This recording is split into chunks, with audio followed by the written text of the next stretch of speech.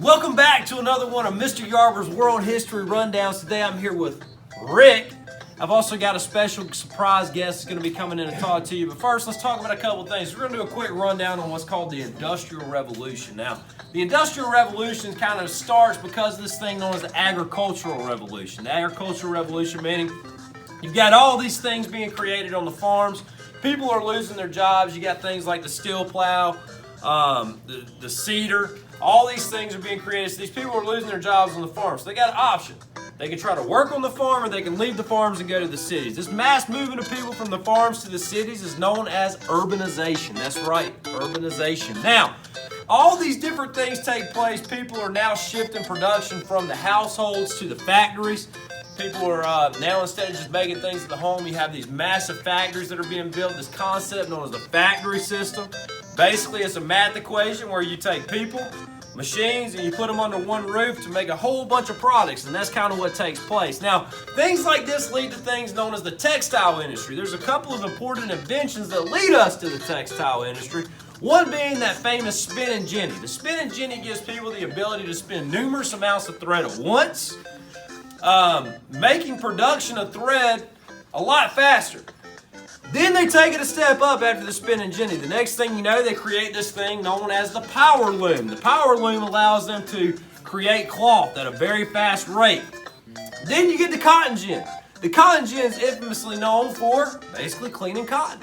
So now you no longer need those people picking the seeds out of cotton. Now a machine does it for you. Then people also figure out, hey, if we take water and we boil it with coal, not coil, coal lasts a whole lot longer than what wood does. So they start using coal to heat up water to create steam, leading to the creation of the steam engine. After the creation of the steam engine, you also have people that figure out one thing. Hey, if we take cork and we mix it with iron, it becomes a little bit more durable and it's also cheaper. So this leads to the creation of new machines, different things going on like the steam engine, which is going to run those trains, run those steamboats. It's not only going to carry people, but also products very long distances away. All these different things lead to this thing known as imperialism, which is what we'll be talking about in about a week's time. At this point, I want to introduce you to my special guest, Brianna. Come on in, Brianna.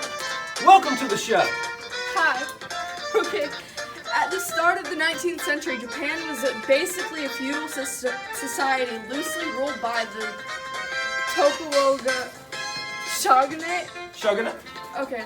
For the last 165 years, Japanese law forbid most foreign interactions.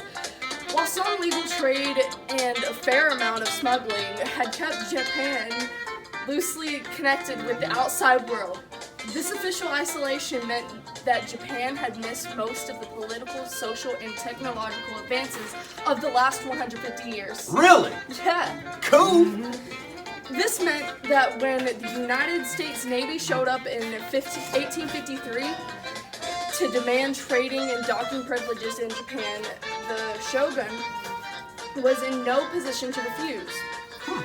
The shogun accepted the Treaty of Kanagawa, which opened Japan to U.S. business interests. In 1864, British and French ships shelled the southwestern coast of Japan in retribution for Japan's treatment of their nationals. This shelling, the provisions of the Treaty of Kanagawa, and knowledge of the failures of China to repel European and American military force inspired a rebellion against the shogun, who was seen by many as weak and incompetent. A brief civil war followed in 1868. The shogun was removed from power and a new government was formed called the Meiji Restoration. The Meiji Restoration, that's an interesting topic. While the leaders of the government claimed to be restoring power to the emperor, in reality, he remained a figurehead, and the country was ruled by a small group of oligarchs. That's something else. The Meiji government was determined to prevent Japan from falling victim to imperialism. To this end, they instituted a wide range of reforms designed to make Japan a modern country in all respects. Hundreds of Japanese students were sent to study in the United States. Britain and Germany, America, British and German experts of all stripes were hired to come to Japan to train Japanese bureaucrats, military officers, educationers, and students. A network of public education was established that included vocational, technical, and agricultural schools, as well as research universities. Japan created a modern conscript army fashioned after Persia, a modern navy fashioned government, established state-owned factories that produced textiles and consumer goods for sale abroad. Once the profitability of these factories was secured, the state sold the factories to groups of private investors called zaibatsu. Profits from the sale of these factories funded the reforms allowing Japan to avoid dangerous foreign debt. The efforts of the Meiji government were incredibly successful. Rather than become the victim of imperialism, Japan became an imperial power in its own right by 1900.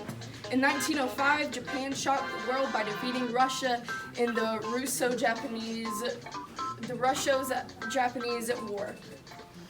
Many of the consequences of industrialization were common to all three of these countries. As already discussed, industrialization made each of these countries major military powers who used this power to establish overseas empires. Hey, you want to know what one of the most interesting things about this whole Industrial Revolution is? What? Without the Industrial Revolution, we'd have never had the infamous pop socket. The pop socket that we have today. Now remember, pop sockets are not a tool. They're a lifestyle. This has been another rundown of Mr. Yarber's World History class here with Brianna. Hope you enjoyed it. Have a great and pleasant day.